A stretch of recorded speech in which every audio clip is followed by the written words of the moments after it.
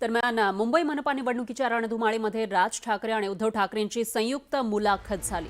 खासदार संजय राऊत आणि दिग्दर्शक महेश मांजरेकर यांनी ही मुलाखत घेतलेली आहे। यावेळी ठाकरे बंधूंनी विविध मुद्द्यांवर भाष्य केलं आणि विरोधकांवर निशाणा साधला। सध्या महाराष्ट्रावर संकट आहे, महाराष्ट्राला वाचवण्यासाठी आम्ही एकत्र आलो आहोत अशी भूमिका ठाकरे बंधूंनी स्पष्ट केली।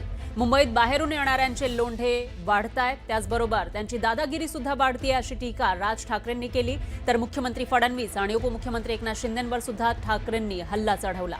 अजित पवारांविरोधात फडणवीस बैलगाडीनं पुरावे घेऊन आले होते, त्याचं काय झालं असा सवाल राज ठाकरेंनी केला। तर शिंदेंच्या बंडावेळी 50 खोके असं बोललं जायचं, 50 खोके म्हणजे 50 कोटी रुपये झाले, 40 आमदार म्हणजे 2000 कोटी झालेत, हे पैसे कुठून आले असा सवाल राज ठाकरेंनी उपस्थित केला। तर राज्यकर्त्यांचं प्रेम हे राज्यावर असायला पाहिजे, सत्तेवर असता कामा नये असा सल्ला देत उद्धव ठाकरेंनी महायुती सरकारवर टीका केली।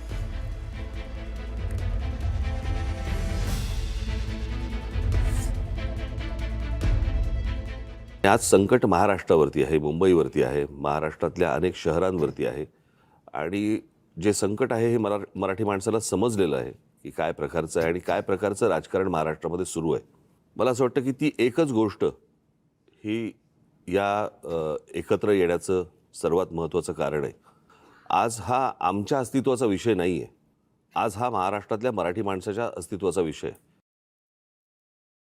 दिवस संध्याकाळी रात्री सिनेमा बघायचे, घर परिवाराबरोबर फाफडा जिलेबी खायची, मित्रांबरोबर गप्पा मारायचा ना। मुंबईकरांशी काय लेनदेन आहे, मुंबईच्या विषयाशी काय संबंध आहे? मुंबईकरांसाठी कधी रस्त्यावर आलेत का? मुंबईकर जेव्हा पुरात अडकले त्यावेळेला कोणी बंगल्यावर तर कोणी 5 स्टार हॉटेलमध्ये होते। हे दोन भाऊ पुराच्या 26 जुलैच्या वेळेला मुंबईकरांसाठी कुठे दिसले का? ह्या दोन भावापैकी कोण भाऊ 5 स्टार मध्ये होता, कोण भाऊ आपल्या बंगल्यावर त्या ठिकाणी होता? लोकांसाठी हे कधी झटलेलं नाही। तर परप्रांतीय फक्त उपजीविकेसाठी येत नाहीत, तर ते आपले मतदारसंघ बनवतायत असं राज ठाकरे म्हणाले। त्यावर ठाकरे बंधू अहंकाराच्या परमोच्च शिखरावर आहेत, जनता त्यांना स्थान देणार नाही असं प्रत्युत्तर भाजप नेते शेलारांनी दिलं। बाहेरून येणाऱ्यांचे प्रमाण आणि तेच प्रमाण मुंबईमध्ये वाढणं, नुसतंच मुंबईमध्ये प्रमाण वाढणं नव्हे, ज्या प्रकारची दादागिरी की अशा प्रकारची वाक्य कशी येऊ शकतात की मुंबईचा महापौर आम्ही उत्तर भारतीय करणार, मुंबईचा महापौर आम्ही हिंदू करणार, हे कधीपासून सुरू झालं? मी गेले अनेक वर्ष ही गोष्ट सांगतोय की माणसं नुसती येत नाही आहेत, हे फक्त रोजीरोटीसाठी येत नाही आहेत, हे आपापले मतदारसंघ बनवत आहेत आणि तेच चित्र आता दिसतंय।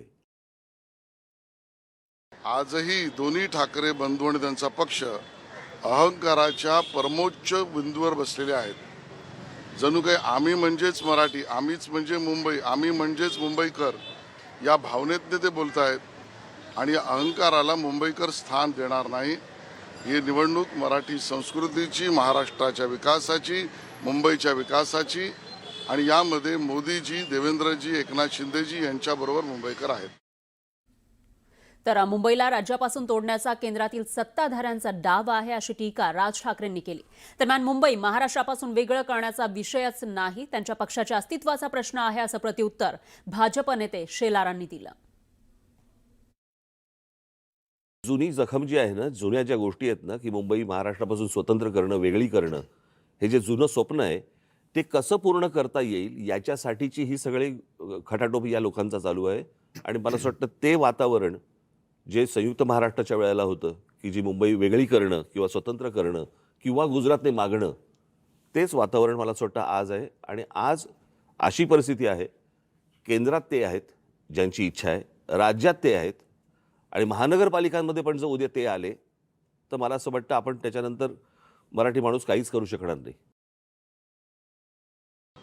असत्य असत्य असत्य, जोवर सूर्य चंद्र तारे आहेत मुंबई महाराष्ट्रापासून वेगळा करण्याचा विषयच नाही। आणि विषय असेल तर यांच्या पक्ष अस्तित्वाचा आहे आणि याच पद्धतीच्या चुकीच्या गोष्टी मांडल्या गेल्यामुळे आज आपण बघतो शुभा राऊळ ते संतोष धुरी असंख्य लोक, आता वीरेंद्र तांडेल काल यांना सोडून चालले, त्यांच्या बरोबरची लोक यांच्या या मतांवर आणि यांनी मांडलेल्या विषयांवर बिलकुल विश्वास ठेवायला तयार नाहीत. मुंबईकरांचा तर विश्वास ठेवायचा प्रश्नच येत नाही.